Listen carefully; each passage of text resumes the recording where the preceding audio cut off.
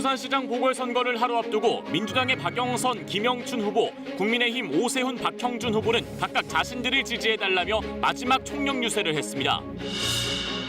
4.7 재보궐선거 사전투표율이 20%를 넘어서면서 최종 투표율에 관심이 쏠리고 있습니다.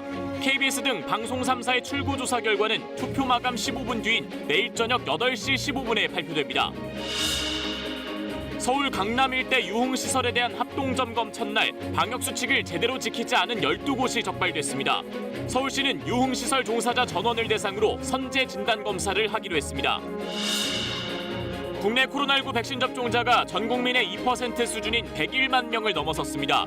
세계적으로 백신 수급 경쟁이 치열한 가운데 방역당국은 국내 생산 백신의 수출 제한을 포함한 대안을 검토하고 있다고 밝혔습니다.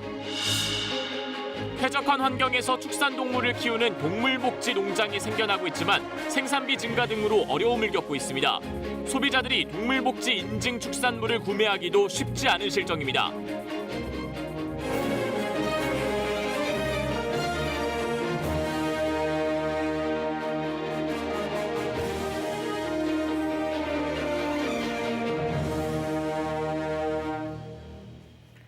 여러분 안녕하십니까? 불 밝힌 서울 롯데타워에 투표에 참여하란 글귀가 선명합니다.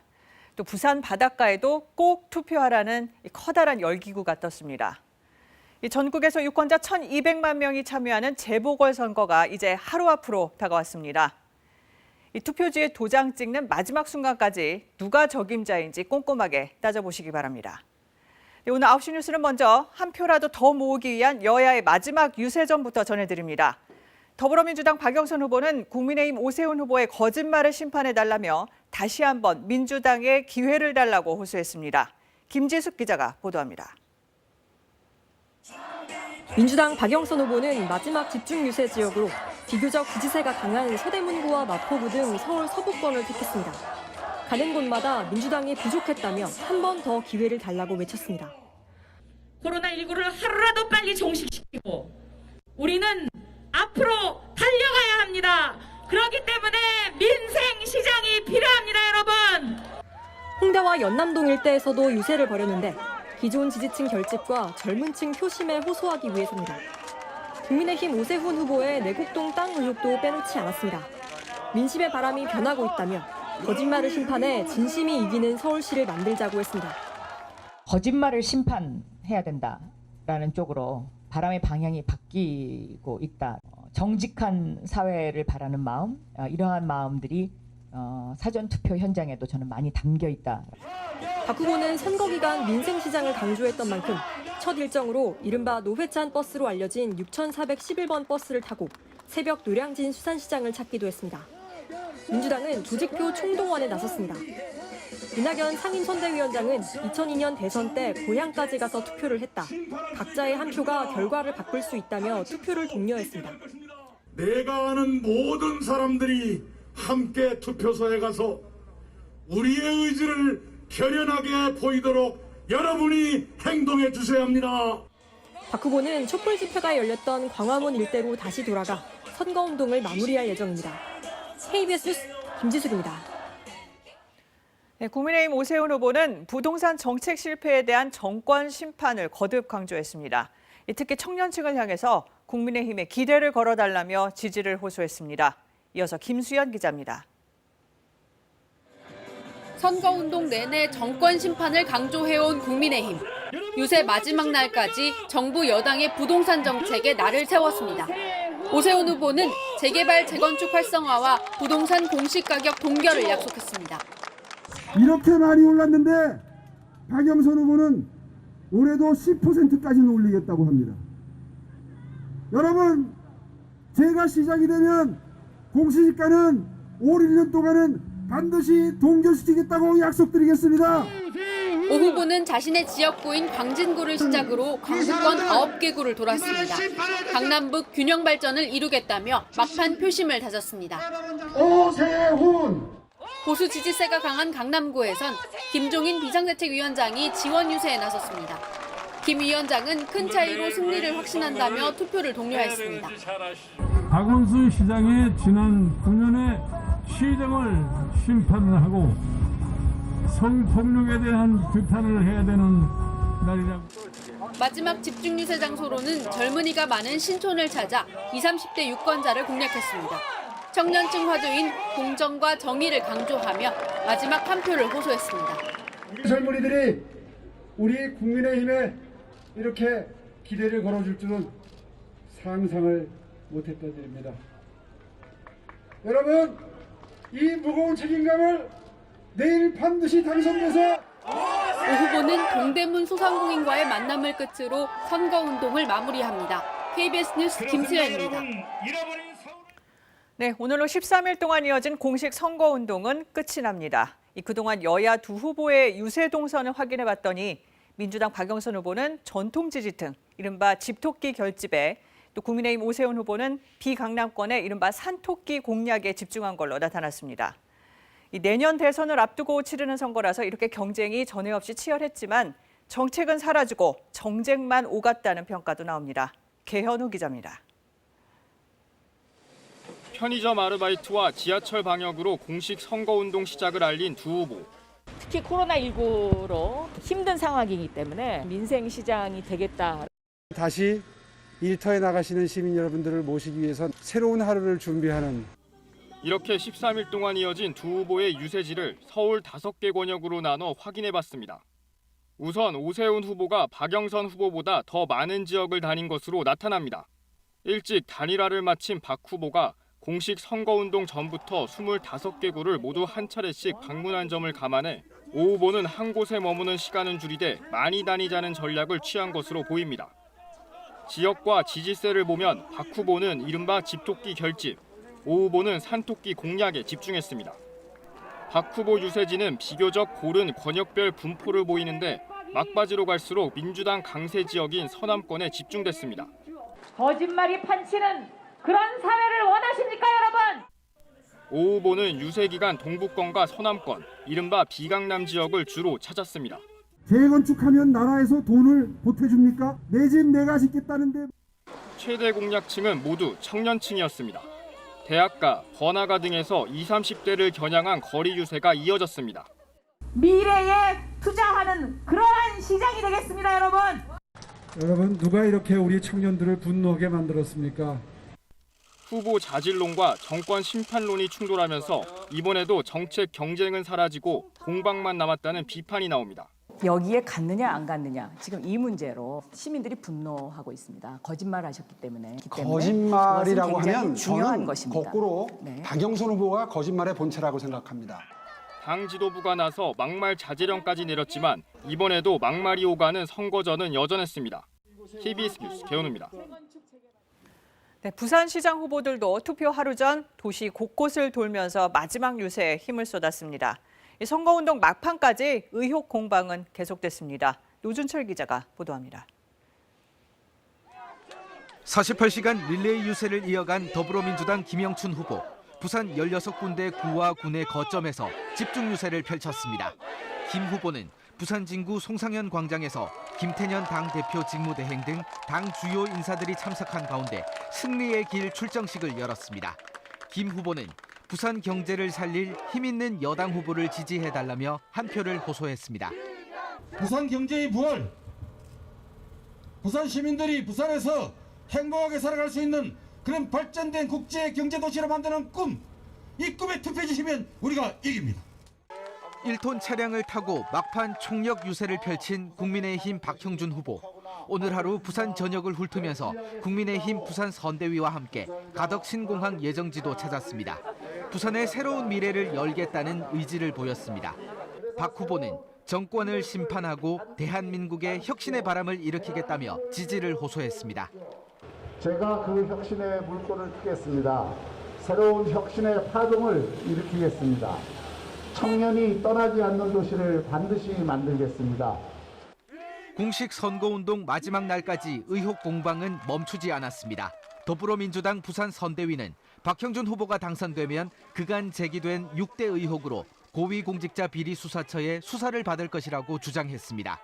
국민의힘 부산 선대위도 민주당 김영춘 후보가 당선되면 라임 자산운영 관련 금품 수수 의혹으로 공수처 수사를 받을 상황이라고 맞받아쳤습니다.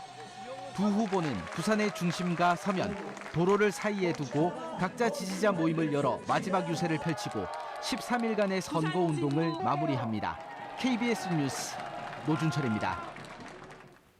네, 이번 보궐선거 사전투표율이 20%를 넘어서면서 최종 투표율은 어느 정도일지도 관심을 끌고 있습니다. 이 통상 보궐선거는 투표율이 낮다지만 이번에는 50%를 넘을 거란 전망도 나오는데요.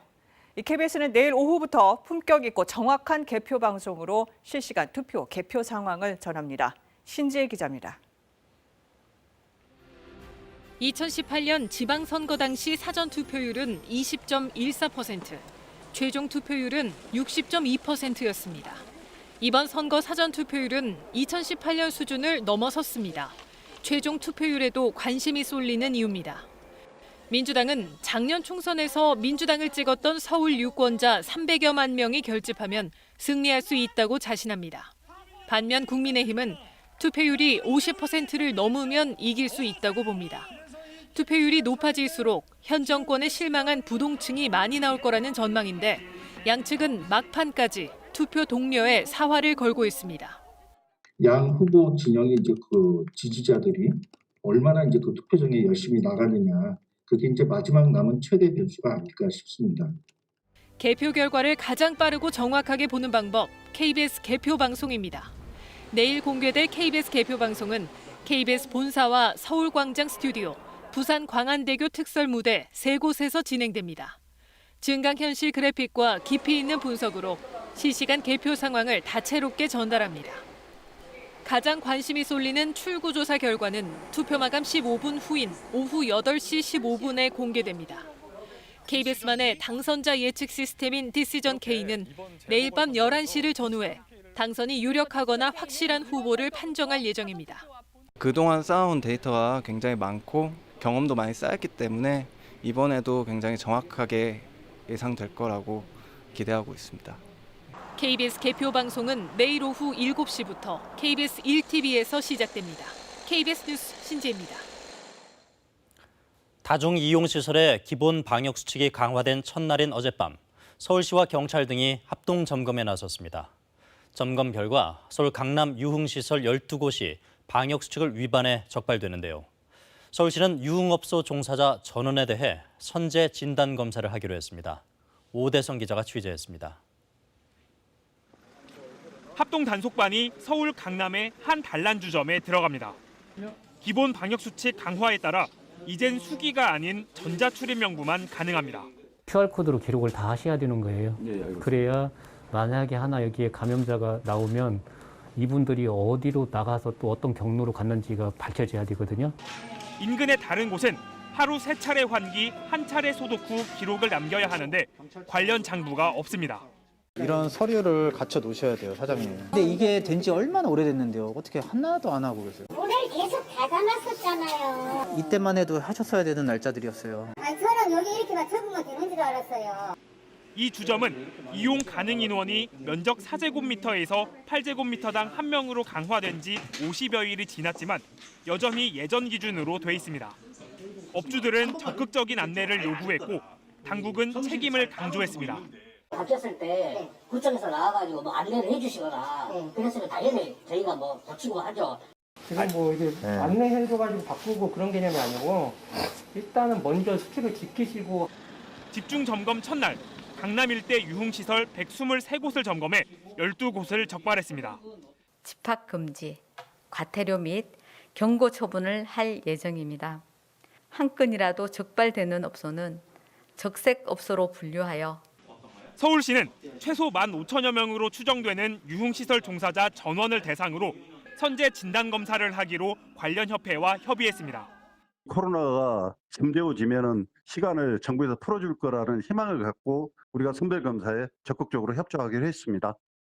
한편 여의도에 있는 여러 증권회사 본사에서 5명이 잇따라 확진 판정을 받아 역학조사가 진행 중입니다. KBS 뉴스 오대성입니다.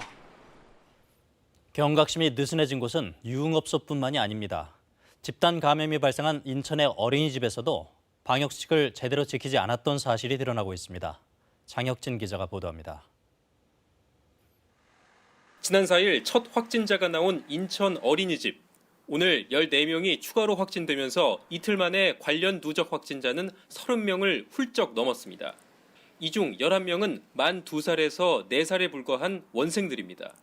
방역당국이 어린이집 안에서 환경검체 46건을 검사한 결과 놀이기구와 장난감, 화장실 변기 등 35건에서 코로나19 바이러스가 검출됐습니다. 내부에서 바이러스가 오랫동안 전파됐을 가능성이 엿보이는데 당국은 지난달 19일 보조교사 A씨가 코로나19 의심 증상을 보인 것에 주목하고 있습니다. A씨를 비롯해 다른 교사와 원생들까지 호흡기 질환 증세를 보였지만 별다른 조치가 이뤄지지 않은 겁니다. 여기에 또 다른 보육교사 B씨 등 3명이 지난달 23일 집단 감염이 발생한 인근의 치킨집을 방문한 사실도 드러났습니다.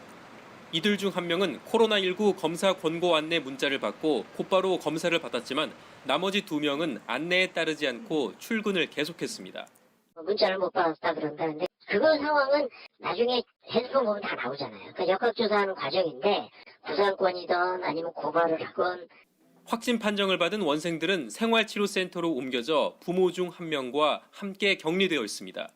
이 어린이집은 원장이 숨졌기 때문에 운영 재개 여부마저 불투명한 상태입니다.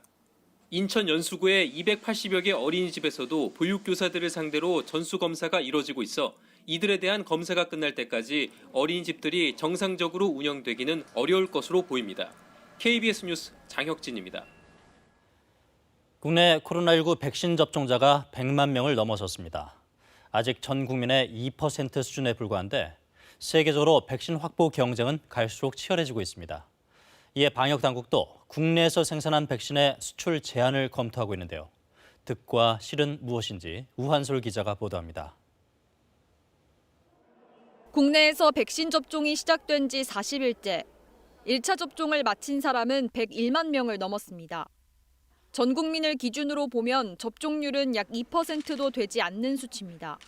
인도가 수출을 제한하는 등 전 세계적으로 백신 수급 불안감이 커지자 방역당국은 국제 동향을 고려해 다양한 대안을 검토하고 있다고 밝혔습니다.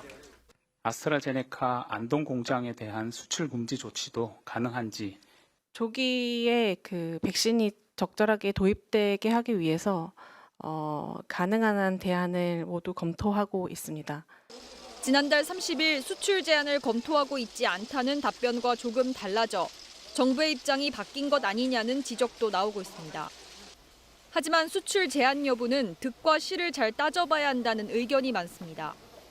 수출 제한으로 일정 분량을 확보할 수도 있지만 상호주의적 관점에서 국내에서 수출을 제한하면 다른 백신 도입에 차질이 생길 수 있기 때문입니다. 더구나 원료와 부자재 공급은 외국 본사 권한이기 때문에 추가 생산이 더 어려워질 수도 있습니다. 우리가 수출을 중단한다고 했을 때 결국은 우리가 수입도 중단될 수 있는 거라서 화이자나 모더나 같은 mRNA 백신 같은 것들은 수입에 의존을 해야 되는 상황인데 그런 것들을 감안을 하면 이 때문에 전문가들은 이미 확보한 백신으로 1차 접종을 최대한 늘리는 게 현실적인 대안이라고 지적합니다. 시뮬레이션을 해보면 1차 접종자가 20% 정도 수준에 도달을 하게 되면 기존의 방역 조치만으로도 확산 방지에 어느 정도 효과가 있을 거다라는 그런 의견인 거고요. 하지만 변이 바이러스 확산과 이상 반응 가능성은 접종률을 높이는 데 변수입니다. 특히 뇌정맥동 혈전증 같은 드문 이상 반응에 대해선 해외 상황도 면밀히 살펴야 합니다. 방역당국은 상반기에 1,000만 명 이상이 접종하면 감염 확산을 어느 정도 제어할 수 있을 것으로 내다봤습니다. KBS 뉴스 우한솔입니다. 인구의 절반가량이 백신 접종을 한 영국에선 확진자 수가 줄고 있습니다. 영국 정부도 이에 따라 단계적인 봉쇄 조치 완화에 착수했는데요. 아직 접종률이 낮은 독일은 백신 접종을 독려하기 위해 접종자들에게 혜택을 주는 방안을 검토하고 있습니다. 베를린에서 김귀수 특파원입니다. 한때 일일 확진자 7만 명에 육박했던 영국. 현지 시간 5일 신규 확진자는 2천 명대로 감소했습니다. 군사작전과 같은 백신 접종 총력전을 편 결과입니다. 영국은 코로나19 이전의 일성을 준비하고 있습니다. And the net result of your efforts, and of course with the vaccine rollout, is that I can today confirm that from Monday the 12th of April we will move to step 2 of our roadmap. 다음 주부터 옷가게나 놀이공원 등 비필수 상점의 영업이 허용됩니다. 식당과 주점의 야외 영업도 가능해집니다. 영국은 5월 중순엔 해외여행 재개, 6월 말엔 모든 규제 해제를 목표로 하고 있습니다. 지금까지 인구의 절반가량인 3,158만 명이 1차 접종을 한 영국. 계획대로라면 7월까지 성인들의 접종이 완료됩니다. 접종률이 아직 10% 정도에 불과한 독일은 접종을 독려하기 위한 당근책을 내놨습니다. 백신 접종자들에게는 코로나19 음성 확인서 소지자처럼 자유로운 쇼핑과 미용실 이용 등을 보장할 계획입니다.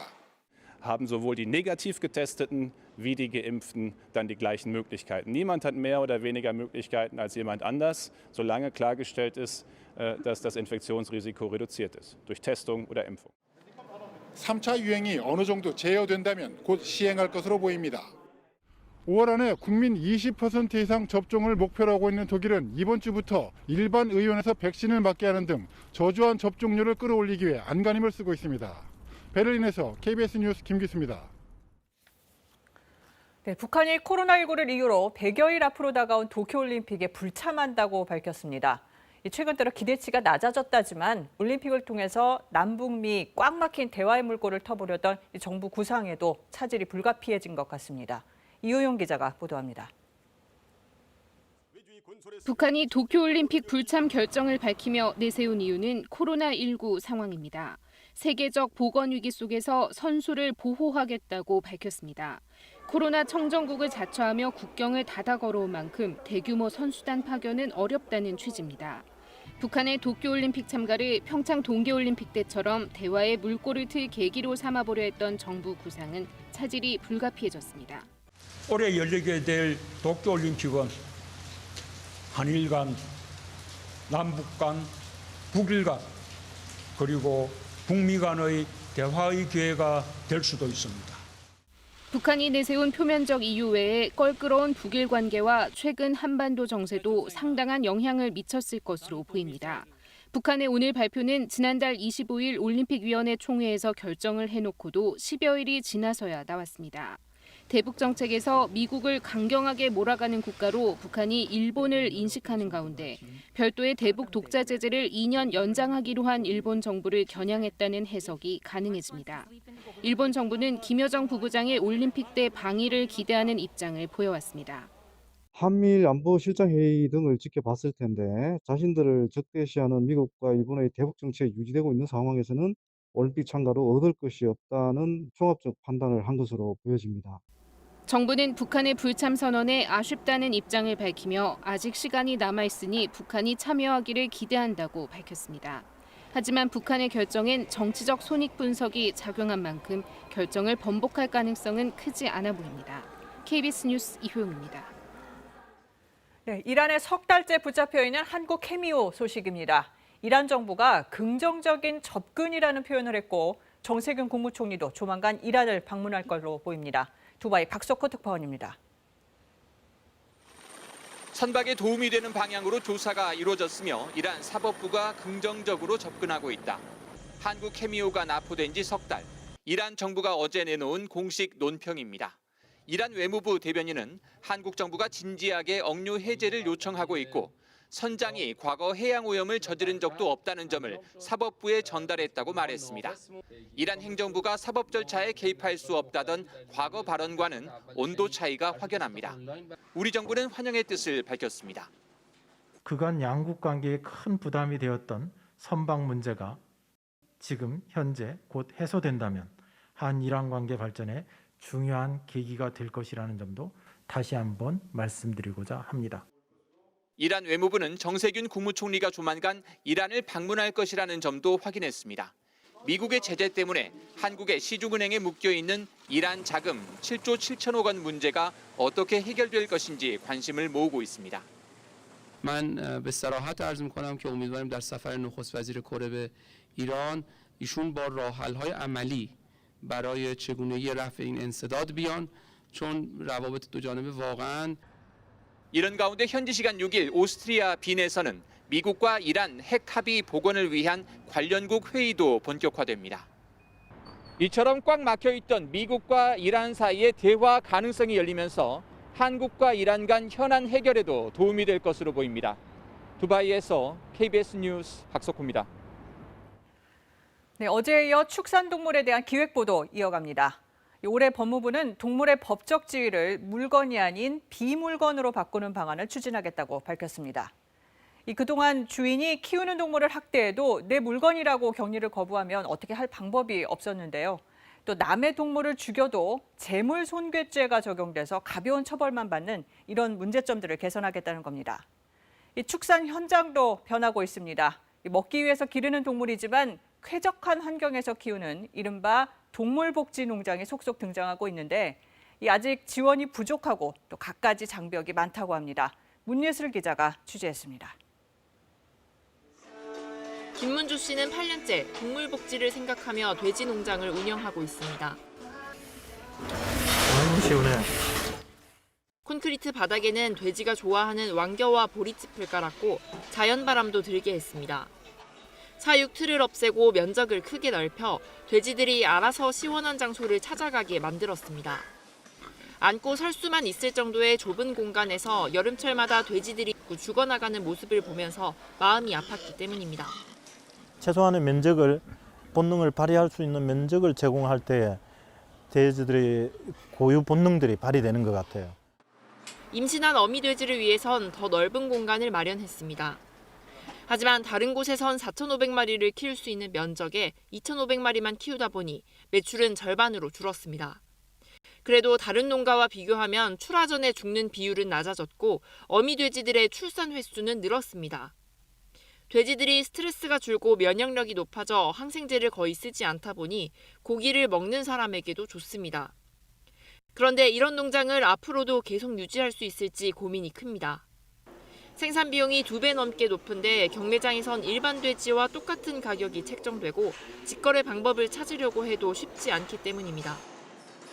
육가공에서 냉동을 했다가 장시간 동안 처리해야 되기 때문에 생산 농민이 유통을 직접 하기에는 상당히 어려운 환경입니다.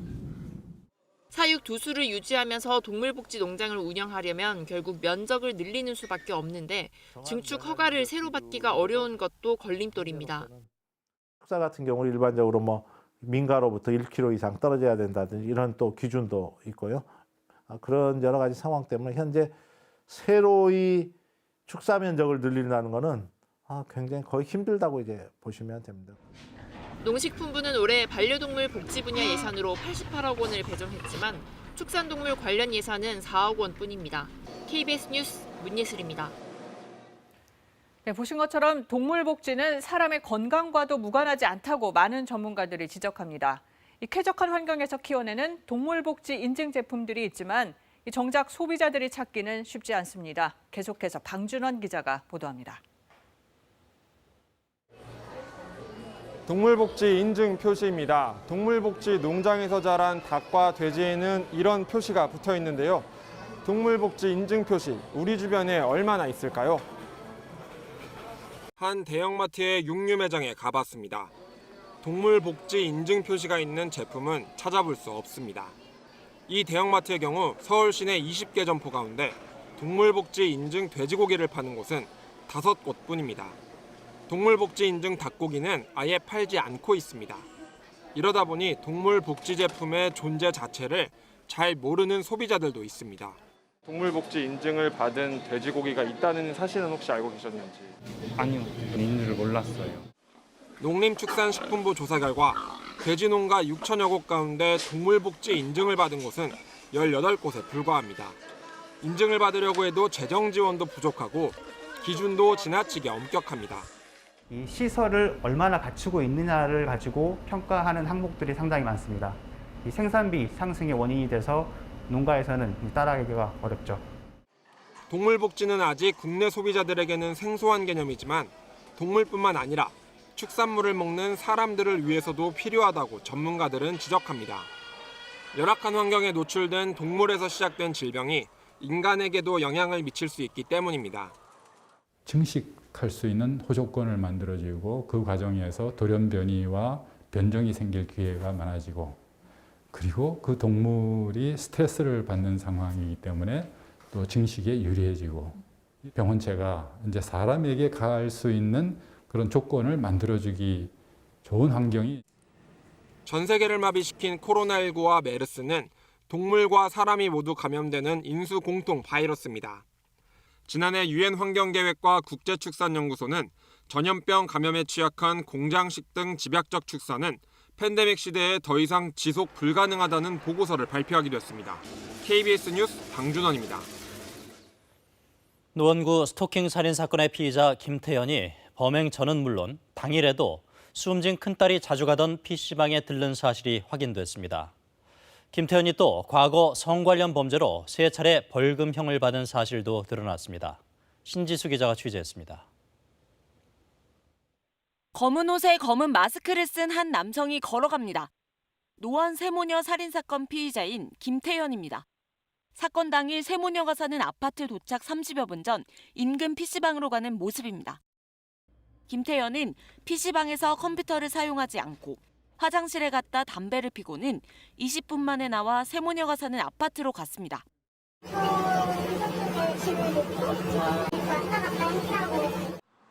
이 PC방은 피해자인 큰딸이 자주 가던 곳입니다. 경찰은 김태현이 이전에도 이 PC방을 들른 적이 있다고 밝혔습니다. 큰딸에 대한 지속적인 스토킹 장소 중의 하나로 추정됩니다. 김태현은 큰딸이 SNS에 올린 사진 속 택배 상자에서 집 주소를 보고 아파트를 찾아간 것으로 알려졌습니다. 계획 범죄였다는 정황도 속속 나오고 있습니다. 갈아입을 옷을 준비하고 인근 가게에서 흉기를 구입한 데다 범행 직전 인터넷에서 급소 등을 검색한 것으로 전해졌습니다. 실제 세 모녀 모두 급소를 다쳐 저항도 못하고 숨진 것으로 보인다고 경찰은 설명했습니다. 김태현이 과거 성 관련 범죄들을 저지른 사실도 드러났습니다. 이번 범행 불과 2주 전 미성년자에게 성적인 음성 메시지를 여러 차례 보낸 혐의로 벌금형을 받았고 그전에도 여자 화장실에 들어가 몰래 훔쳐보거나 성적인 욕설을 하는 등의 혐의로 벌금형을 받은 것으로 전해졌습니다. 경찰은 오늘도 프로파일러를 투입해 범행 동기에 대한 조사를 진행했고 필요하면 사이코패스 검사도 진행할 예정입니다. KBS 뉴스 신지수입니다. 엄마와 두 딸, 3명의 목숨을 앗아간 참변이 일어난 다음 날 스토킹 처벌법이 국회를 통과했습니다. 법안이 처음 발의된 지 22년 만입니다. 속도를 좀 더 냈다면 이 사건을 막을 수도 있지 않았을까 하는 아쉬움이 남는 부분입니다. 그동안 스토킹은 10만 원 이하 벌금만 내면 되는 경범죄로 분류되어 왔습니다. 남녀 간 애정 표현과 구분하기 어렵다는 인식 때문이었습니다.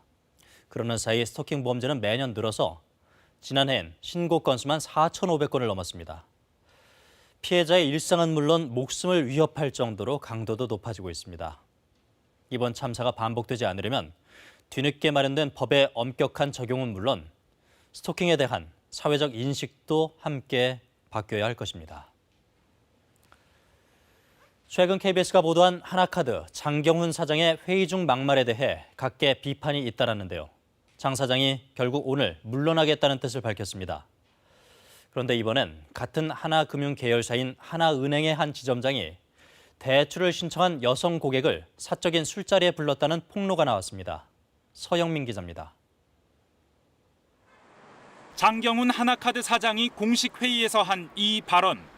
예쁜 여자예요. 예쁜 여자는 단가가 있어요. 오늘 갔을 때 옆에 앉으면 20만 원. 얼마? 저 미들이 여기 날 죽여버릴 거야 아주. KBS 보도 이후 하나카드 노조가 퇴진 투쟁에 나서면서 장 사장은 일주일 넘게 출근을 못했습니다. 노동계와 정치권에서도 사퇴 촉구가 잇따랐습니다. 장경훈 하나카드 사장 즉각 사퇴하라. 사업장 하나카드에 대해 고용노동부가 즉시 특별근로감독을 실시할 것을 촉구합니다. 결국 장 사장은 오늘 대표이사직에서 물러났습니다. 장 사장은 사퇴 발표 뒤 직원들에게 보낸 이메일에서 성장을 위해 매진하는 과정에서 의도치 않은 일로 불편을 드린 부분이 있다면 사과의 말씀을 드린다고 밝혔습니다. 하나카드는 KBS 보도 이후 자체 조사를 했고 오늘 감사위원회를 열어 재발 방지 조치를 의결했습니다. 하지만 하나금융지주에겐 해결해야 할 일이 남아 있습니다. 하나은행에서 또 다른 추문이 불거졌기 때문입니다. 한 지점장이 대출을 신청한 여성 고객을 사적인 술자리에 불러냈다는 내용입니다. 돈 급한 고객 불러다 술 접대하게 하는 게 영업이냐는 피해자 측 호소가 온라인 게시판 등을 통해 확산됐습니다. 하나금융지주는 해당 지점장을 즉각 대기 발령 냈으며 사실로 확인되면 징계하겠다고 밝혔습니다. 연이은 추문과 논란에 하나금융의 내부 통제 시스템에 문제가 있는 게 아니냐는 지적이 잇따르는 가운데 노동계와 여성계 등은 내일도 관련 기자회견을 엽니다. KBS 뉴스 서영미입니다. 지난해 수천억 원 규모의 환매 중단 사태를 일으킨 옵티머스 펀드에 대한 분쟁 조정 결과가 나왔습니다. 3천억 원 규모인 일반 투자자의 투자금 모두를 돌려주라는 내용입니다. 김범주 기자가 보도합니다. 펀드 계약 자체를 취소하라. 금융감독원이 옵티머스 펀드 분쟁 조정에서 내놓은 결정입니다. 펀드 계약서에 있는 공공기관 확정 매출채권 투자 자체가 처음부터 불가능했다는 판단 때문입니다. 공공기관의 공사대금은 5일 만에 현금으로 지급됩니다. 이 때문에 건설사가 이걸 펀드에 미리 할인해서 팔아 손해를 볼 이유가 없기 때문입니다. 그런데도 옵티머스 자산운용은 공공기관 확정 매출채권 투자를 내세웠고 판매사인 NH투자증권은 그대로 고객에게 설명해 상품을 팔았습니다. 실제 펀드 자금은 옵티머스와 관련 있는 비상장 기업의 부실채권에 투자되거나 이른바 돌려막기에 사용됐습니다. 이런 사실을 일반 투자자가 알기는 불가능합니다. 사실상 투자가 불가능한 그 매출채권에 투자가 가능한 것처럼 판매사가 설명을 했기 때문에 이를 믿고 투자한 투자자들에게 동기의 착오가 있다라고 봐서 이번 조정 결과를 NH투자증권이 수용하면 일반 투자자와 계약한 펀드 원금 약 3천억 원에 대해 효력이 발생합니다. 계약이 취소되는 만큼 전액을 투자자에게 돌려줘야 합니다. 옵티머스 펀드 전체 사고 금액의 70% 정도입니다. 마지막까지 수탁은행 등과 책임을 나눠 공동배상을 해야 한다고 주장했던 NH투자증권은 조정안 결정을 존중한다는 입장을 내놨습니다. 한편 공기업 등 전문 투자자들에 대해서는 국가계약법 등을 바탕으로 허위 사실을 알 수 있었기 때문에 분쟁 조정이 아니라 법원 판단이 필요하다고 금감원은 밝혔습니다. KBS 뉴스 김범주입니다. 네, 전 세계적인 반도체 부족 현상으로 글로벌 자동차 산업의 시름이 깊어지고 있습니다. 우리 업체도 타격을 입게 됐습니다. 현대차 울산 공장이 내일부터 가동을 중단하고 아산 공장도 휴업을 검토하고 있습니다. 정유진 기자의 보도입니다. 전기차 코나와 아이오닉5를 생산하는 현대차 울산 1공장. 내일부터 일주일 동안 가동을 멈춥니다. 차량용 반도체 부족 현상을 더는 버티기 어려워졌기 때문입니다. 사전 계약만 4만 대 기록을 세운 아이오닉5는 일부 핵심 부품 조달에 차질을 빚고 있습니다. 1공장 사업부 비상간담회에서 결정된 내용이에요. 통상임금 70% 받고 휴가 가는 걸로 고려되어 있습니다. 여기다 소나타와 그랜저를 생산하는 아산 공장까지 휴업을 검토하고 있습니다. 문제는 차량용 반도체 품귀 현상이 언제 해소될지 모른다는 겁니다. 전 세계적인 수요 예측 실패로 공급이 수요를 감당하지 못하고 있기 때문입니다. 엎친 데 덮친 격으로 한파와 화재 등으로 미국과 일본의 주요 반도체 공급 업체들도 정상 가동이 어려운 상태입니다. 결국 각국이 차량용 반도체 세계 1위인 타이완 기업에만 매달리고 있는 형편입니다. 업계에서는 이 같은 반도체 부족 현상이 올해 3분기까지 이어질 것으로 보고 있지만 이보다 더 장기화될 수 있다는 전망도 나오고 있습니다. 이 때문에 현대차뿐만 아니라 최근 출시된 기아 전기차 생산에도 불똥이 튀지 않을까 우려하고 있습니다.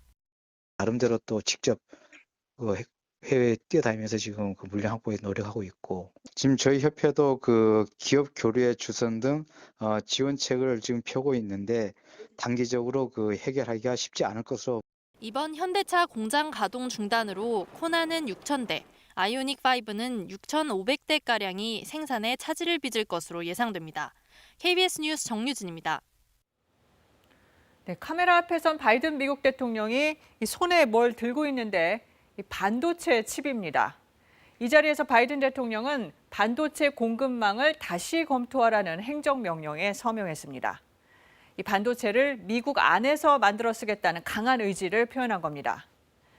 실제로 미국 정부는 반도체 산업을 살리는데 500억 달러, 우리 돈 56조 원을 쏟아붓기로 했습니다. 이에 앞서 중국도 2025년까지 반도체 자금률을 70%까지 높이겠다는 이른바 반도체 굴기를 선언했고, 유럽연합도 오는 2030년까지 세계 점유율 20%를 목표로 대규모 투자에 나섰습니다. 이 반도체 부족 사태가 이제는 반도체 패권 경쟁으로 번지는 양상입니다. 그럼 지금까지 반도체 강국을 자부해온 우리 상황은 어떨까요? 미국과 중국의 패권 다툼 속에서 앞날이 순탄치만은 않아 보입니다. 임주영 기자가 보도합니다. 다음 주 열리는 미국의 반도체 대책회의. 백악관은 이 자리에 삼성전자를 불렀습니다. 미국 중심의 반도체 질서 재편을 추진하면서 대규모 투자를 요구할 가능성이 높습니다. 근데 바이든 미국 정부는 그 반도체 칩 생산을 자국 내에서 해야 되겠다고 해서 미국 내 투자를 추진하고 있고, 이미 반도체 위탁 생산 1위 업체인 타이완의 TSMC는 미국 애리조나에 120억 달러 신규 투자 계획을 밝혔고, 미국의 인텔 역시 200억 달러를 들여 새로 공장을 짓겠다고 발표했습니다. 그러나 국내 업계로선 곤혹스러울 수밖에 없습니다. 반도체 수출의 60%를 차지하는 중국과의 관계를 고려하지 않을 수 없기 때문입니다. 중국이라는 소비 시장과 미국이라는 또 첨단 시장의 중간 역할을 우리가 잘해야지 계속해서 성장할 수 있기 때문에 이걸 고자라고 얘기하는 것도 또 중국 측의 신기를 건드릴 수도 있기 때문에. 실제로 중국 정부는 지난 3일 열린 외교장관 회담에서 반도체와 5G 분야의 협력을 공식 요청했습니다. 반도체 패권 경쟁에 나선 미중 양국 모두로부터 협력을 요구받고 있는 셈입니다. 지금 미국 정부는 미국에 투자를 많이 하라고 그러고, 또 마찬가지로 중국 정부는 중국 내 투자를 많이 하라고 그러죠. 그래서 상당히 이제 곤란한 입장에 있는 것인데요. 국내 업체는 메모리 반도체 분야에선 독보적인 세계 1, 2위. 그러나 차량용 등 시스템 반도체는 여전히 수입에 의존하고 있습니다. 이 때문에 국내 반도체 확보도 갈 길이 바쁜 상황에서 갈수록 거세지는 미중 패권 다툼으로 한국 반도체 산업의 고민이 깊어지고 있습니다. KBS 뉴스 임주영입니다. 오늘 오후 제주에서 11톤 화물차가 시내버스와 다른 화물차 등 석 대를 잇따라 들이받았습니다. 이 사고로 지금까지 4명이 숨지고 50여 명이 병원에서 치료를 받고 있습니다. 문준영 기자가 보도합니다. 시내버스가 전복된 채 도로 옆으로 굴러떨어졌습니다. 인도를 덮친 11톤 트럭 옆엔 1톤 화물차가 뒤집어져 있습니다. 제주대학교 입구 사거리에서 교통사고가 난 건 오후 6시쯤. 소방당국에 따르면 산천단에서 제주시 방향으로 운행하던 11톤 대형 화물차가 버스 정류소에 정차돼 있던 시내버스 2대와 1톤 화물차를 잇따라 추돌했습니다. 이곳엔 버스 정류장이 있었는데요. 교통사고 충격으로 형체를 알아볼 수 없을 정도로 산산조각났습니다. 이 사고로 4명이 숨진 것으로 파악됐습니다. 버스 승객 등 50여 명도 다쳐 병원에 옮겨져 치료를 받고 있습니다. 제일 걱정이 여기 정류소에 한 4명인가 5명인가 정류소에 계신 분들이 4사람이 어떤 데는지 우선 모르고. 소방당국은 인원 70여 명을 동원해 도로 주변 숲 등을 수색하고 사고 현장을 수습하고 있습니다. 이 장소가 버스 정류소 부분인데 그 가드레일이 있었습니다. 그 가드레일에 부딪히면서 조금 부상자가 많이 발생했습니다. 경찰은 시내버스 승객과 목격자 등을 상대로 정확한 사고 경위를 조사하고 있습니다. KBS 뉴스 문준영입니다.